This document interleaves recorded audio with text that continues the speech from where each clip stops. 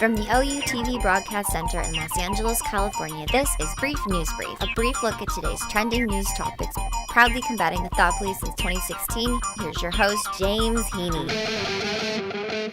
I'm James Heaney, and this is your Brief News Brief.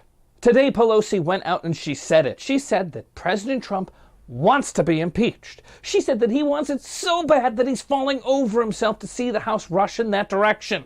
It's his fantasy, and he's dreaming of it every night. Yesterday, Trump abruptly exited from a White House meeting with Democratic leaders regarding the nation's infrastructure.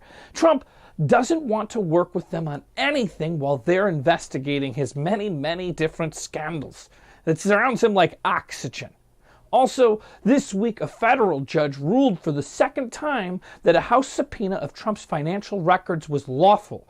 So the investigation moves forward at a snail's pace as we slowly become more and more numb to just how completely screwed up and dysfunctional our current state of politics really is. Pelosi went so far as to outwardly hope that Trump's family would arrange an intervention for him. I wish that his family or his staff or his administration would have an intervention for the good of the country. Aw, snap! He can't stop chasing that dragon of impeachment right off a cliff. What a mess. Impeachment is supposed to be a check of Congress on the president. And instead, it's the political football being thrown around the country while the country is circling down the drain of actual integrity and leadership. The reality show administration and Congress is at peak levels of drama. Trump insisted that he was extremely calm during his meeting with the Democrats, which both Pelosi and Schumer have characterized as a temper tantrum.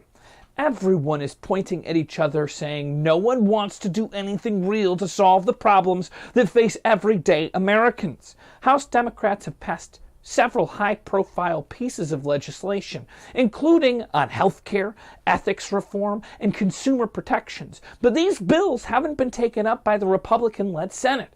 It's looking to be a real do-nothing year. Who the heck is Stephen Calk? And that's spelled C-A-L-K. I believe it's Calk, right? Calk, Stephen Calk. And why do I care? Well, turns out he's the former economic advisor to the President Trump's 2016 campaign. And today, he was indicted. Why? Well, allegedly he approved a $16 million loan to a former Trump campaign chairman, Paul Manafort, in exchange for his help seeking a top post position in the administration. Now, if that sounds like bribery, it's 'cause it is. It's bribery.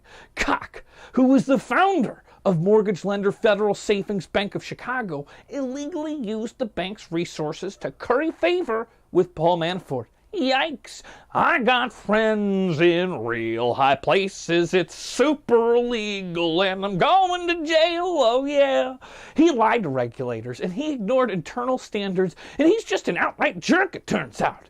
With the $16 million wheel grease, he also included a list of ranking administrative jobs that he wanted. Like, well, this is on the top of the list, but I'll settle for these.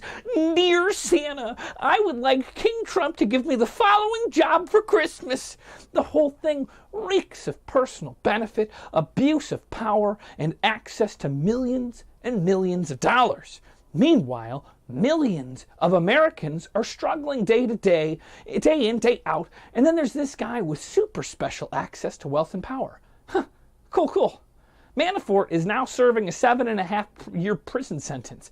He began cooperating with authorities after his guilty plea, and he provided evidence both to the special counsel's investigation and to matters being handled by other prosecutors.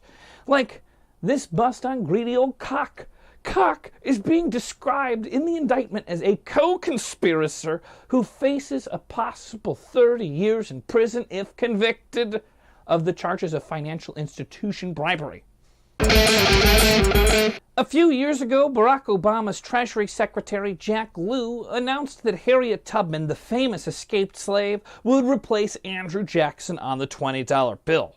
It was in April in 2016, and most Americans rejoiced. Not only would printed money bear a woman in the United States, but an abolitionist who became a conductor of the Underground Railroad would replace a slaveholder who championed Indian removal and orchestrated the Trail of Tears. Talk about inclusivity! Inclusivity? A new page of American history would be internationally recognized. Out with the old and in with the new, right? Well, not so fast. The new design was supposed to be revealed with the 100-year anniversary of the 19th Amendment, which granted women the right to vote. But Steve Mnuchin, who replaced Lou, disclosed on Monday that the Treasury Department no longer plans to unveil a redesigned $20 bill so long as Trump is in office. Yikes! Talk about taking a stand on the wrong side of history. Is this part of the MAGA agenda? Mnuchin says that the new $20 bill design would come at earliest 2028. So don't hold your breath for a new woke America anytime soon. In fact, he even left the door open that in the future, the administration could just kibosh the whole plan altogether. An Andrew Jackson forever kind of thing. It turns out Trump is a big Andrew Jackson fan. In fact, Trump keeps a portrait of Jackson hanging prominently in the Oval Office and even made a pilgrimage to his estate outside of Nashville. Tubman was known in her day as the Moses of her people. But really, she was America's Moses. Tubman defied men, defied governments, defied slavery, defied Confederate armies and slave catchers. She was about 5 feet tall and completely fearless. With a $40,000 bounty on her head, Tubman once said, "There was one of two things that I had a right to, liberty or death. If I could not have one, I would have the other." She may not have lived to see a $20 bill with her face on it, but she's a fighter. And even after death, she's fighting. The haters are gonna hate, but she may live out her legacy nonetheless.